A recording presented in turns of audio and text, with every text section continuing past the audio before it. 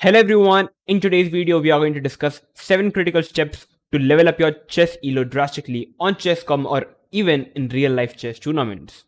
So make sure to watch the video till the end, so I don't want to waste any further time, so let's start. So coming to the question number 1, or you can say the step number 1, opponent problems. So here we have a position, we are playing with the white pieces.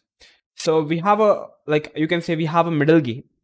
So how would you like to assess the position? So first of all, pause the video and try to think, how are you going to continue the position if you are playing with the white pieces? Okay, so first of all, here I can see that black is having weak pawns on e6, c6 or even c5. So here's the first step, target the opponent weaknesses. So here we need to play the move rook to a1. First of all, getting all our pieces into the game, and second, targeting the opponent weaknesses. Here the a6 is attacked. Material wise, both the sides are having equal pawns. So black decides to play rook a8, defending the pawn. And now white plays the move rook to a5. Black has defended this pawn, but we realize that black is also having a weakness on c5. So we played rook to a5. Now the c5 is attacked. So the only way to protect is to play knight to d7, protecting the pawn. And now white simply plays queen to e1. And now there are two ideas. White can play queen to c3 or even queen to a1, attacking the a6 pawn or even attacking the c5 pawn. And now black is not really having any good way. So for example, h6, queen c3, and the position is already winning for white, because after any particular move black makes, white can already capture the pawn, takes, and white can even go for capturing this knight. Followed by this pawn is also weak, this pawn is also weak, and this pawn is also weak. So white is already having a winning position. So this is the step number 1. Whenever you are having a position, try to find the opponent weaknesses and try to target those weaknesses. So this was the first step, so now let's move on to the second step. Step number 2, what are my problems? So here we have a position once again, and we are playing with the black pieces, and material wise, once again it's an even position, but you can realize black is having a bad pawn structure on h7, f7 and f5, an isolated pawn, whereas white is having already a brilliant pawn structure. So how should black try to continue the position? You can pause the video and try to find the best continuation for black side. Okay, so in this position, the best way for black is to somehow remove these weaknesses. But the question is how you can remove these weaknesses. Here, one of the best ways is to simply play the move h5. And after h5, you will realize black's idea is already to play h4 by trading the pawn on g3 with h4. And you will already realize that black is being able to remove the weakness on h5 pawn. So for example, rook h1, we have still h4, takes knight h4, and now you are already aware. Now the h7 weakness is kind of removed with the strong pawn on g3. And now talking about these weaknesses, for example, now the bishop is attacked, so bishop e2, and now we can even remove this weakness on f5 by playing the move f4. Rook to g1, takes, and now you will realize the position is kind of equal, because definitely black is having a weakness on f7, but at the same time white is also having a weakness on e3 pawn. So the position is roundabout even, and from a worse position, having such weak pawns, black was able to get this position with black is having a small weakness, and at the same time white is also having a small weakness, which makes the position roundabout even. So this is how you can improve your game and take your chess elo from one level to another level by removing your weaknesses. So this was the second step, so now let's move on to the third step. Coming to the third step, we have this position, we are playing with the white pieces, and we have a fine position, no particular weaknesses in any kind of side. So we are playing with the white pieces, we can pause the video and try to find the best continuation from the white side. Okay, so what's happening? So first of all, black is having queenside majority. As you can see, black is having 4 pawns on the queen side, whereas white is only having 3 pawns on the queen side. But at the same time, white is the one having kingside majority, having 4 pawns on the king side, whereas black is only having 3 pawns. Okay, so like the best way for white is to play on the king side, because white is already having some strong initiative on the king side. But the question is, how can you continue to play on the king side? Because it looks like white has developed all his pieces. But the question is how to continue. In this position, if you found the move knight to h2, it's a very strong move. Because now our idea is already to play f4, f5. And now your brain is already starting to get some creative ideas to attack the opponent king. So for example, knight h2, my idea is to simply playing on the king side, the side where I'm stronger. So black tries to play on the queen side, the side where black is stronger. We play f4, a5, f5, attacking the knight, knight to h8, and now we have knight to g4. And now you can already realize definitely black is trying to play on the queen side, but it's not really working because white is completely winning after f6. The bishop is opened up, the king is going to be fall apart, like g6 is getting mate in 1. And if you don't take, I can even play queen h6, knight h6, and the game is over. So yeah, this is the third step in how you can improve your chess elo. Play the side where you are stronger. Like in this position, I'm stronger on the king side, so I'm playing on the king side with the knight h2, f4, f5, knight g4, getting all your pieces to the side where you are stronger. So this is one of the best way to increase your rating drastically. So this was the third step, so now let's move on to the fourth step. So coming to the fourth step, the question is, which of my pieces can be happier? So here we are playing once again with the white pieces, and the question is once again, pause the video and try to think, how are you going to continue the position if you're playing with the white pieces? Okay, so let's try to discuss what's happening. So, like, material-wise, the position is once again even. Black is having a bit more space in the center. And I can notice that white's rook is kind of pretty happy on the open file. The queen is kind of well placed. But the only piece that I'm lacking is the bishop on h2, which is kind of out of the game. I would be so much happy if the bishop can somehow enter in this long open diagonal, which is completely empty. But the question is, how can I put the bishop from h2 into this diagonal? Here, the best way is to play bishop to g3. And after bishop g3, my idea is pretty simple. I want to play bishop e1 and bishop c3. For example, bishop c6, bishop e1, bishop to c3. And now I'm already having some ideas with bishop b2, queen c3, threatening some mating ideas to black king. But now many of the players must be thinking, it's kind of pretty hard to get an idea of like how to get the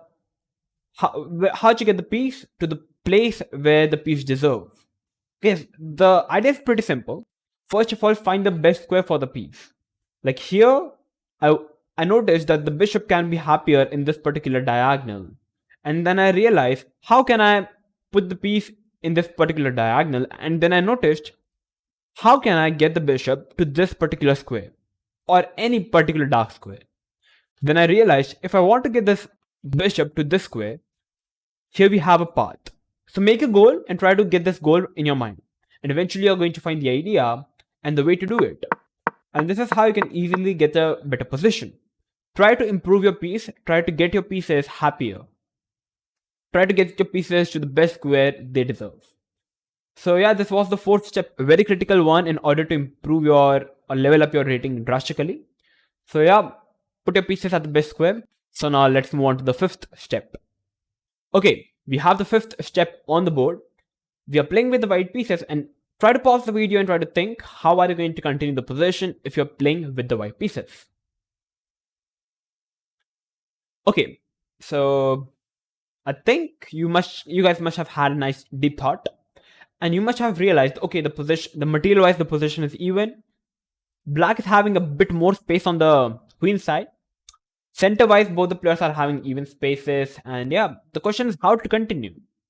Guys, I would be so happy because black is having the bishop pair, which is considered to be a very strong combination. And one critical thing you need to observe here is, the position is kind of closed, okay?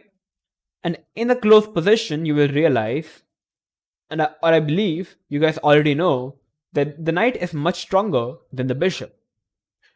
So I would be so happy if I'm able to trade one pair of bishop and just get a endgame where I'm having a knight versus bishop. But the question is, how can I trade the bishop and get the idea of knight versus bishop? So here I can play the move knight to a2 with the idea of bishop b4. Rook c8, bishop b4. Forcing black to trade off the bishop, and this position is at least better for white because you will realize the bishop is kind of stuck because of its own pawns at the light squares, whereas the knight is so much happier that it can jump to c5 or even to e5. Now, like the only thing I need to do here is queen d2, rook c1. I can even trade all the heavy pieces, and I can just play the knight versus bishop endgame, which I would say be most likely practically winning from 10 out of 9 games. So yeah, this is how you can like get a simply winning position and improve your level of chess. But now you must be thinking that I've already discussed some of these steps in my past in the past video. But guys, you will realize that like black and white, both the sides are having equal pawns on the queen side. Not a particular side is stronger on the queen side or even in the king side. So the center, the king side is kind of closed. So now you need to assess the endgame you want. Like I want the endgame where I'm having the knight versus the bishop. So I'm trading one pair of the piece, and now I can just play queen d2 with the idea, okay, for example, rook c7, queen d2, rook c8, rook c1, queen here, takes. Okay, let's take with the rook. I can play this endgame pretty happily, and you can even put this position on your engines and you will realize why it is showing that white is completely winning with +2 advantage, because the knight is completely winning against the bishop in a close position. So this is how you can play this position. This is the 5th step. Which pieces do I want to trade? So yeah, this was the 5th step in order to improve your chess. So now let's move on to the 6th step. Okay, so we have the 6th step on our board. We are playing with the black pieces in this position. And try to pause the video and try to think, how are you going to continue the position if you are playing with the black pieces? Okay, so we have a very interesting position. And like material wise, the position is once again equal. Black is having a bit more space on the king side in the center because of the strong pawn on e4. And white's bishop looks kind of out of the game. And definitely white's idea is to play c4, bishop c3 and get this bishop to a monstrous, like the best square. But like I want to avoid white from getting the bishop from d2 to c3, which would be a completely monster. But the question is, how can I do it? Yep.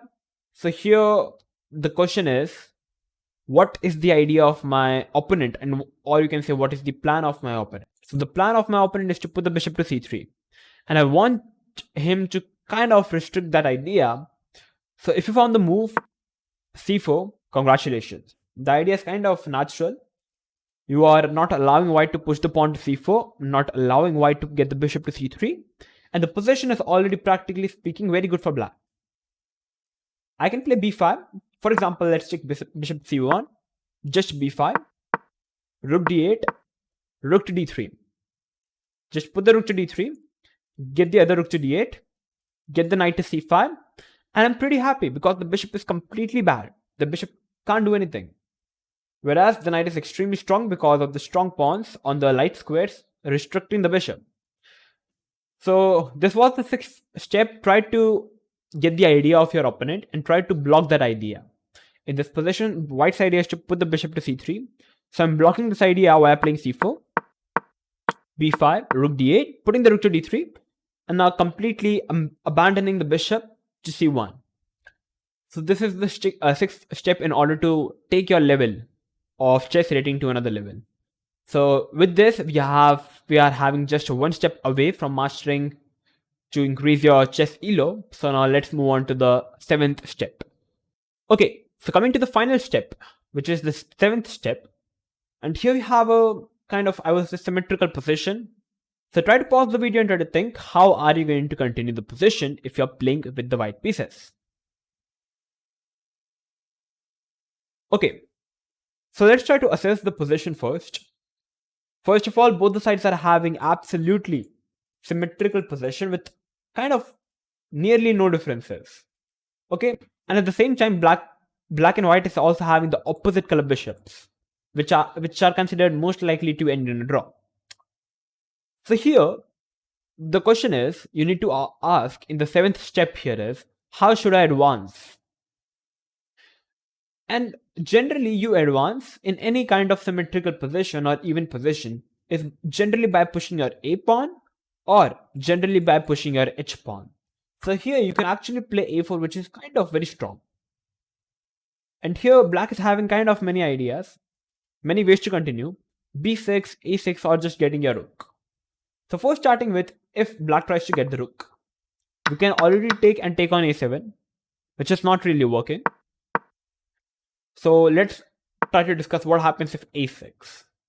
If A6, we can already play bishop B6. And you will realize that white has already achieved a small edge. Because now black can't really play rook D8. And I'm the only one enjoying the open D file. So you can see somewhere white is definitely having the edge. Now I can just push this pawn, maybe get somehow a b5 break, or I can just advance, put the pawns at their maximum strength. So definitely white is better. And if black tries to play b6, now we can already play a5. And the point here is, if you try to push the pawn, I can play a6. Now the pawn on a7 is fixed, and now you can't move your rook from a8. So for example, rook d8, I can already trade. And the a7 is hanging, and the game is completely winning for white. So that's why you can't push the pawn.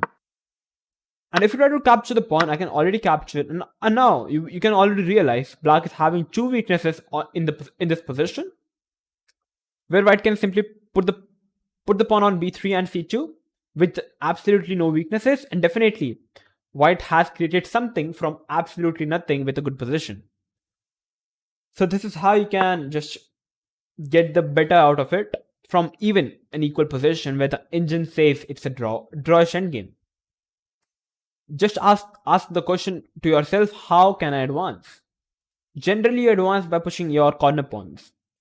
And yeah, this is the best way you can do so. Yeah.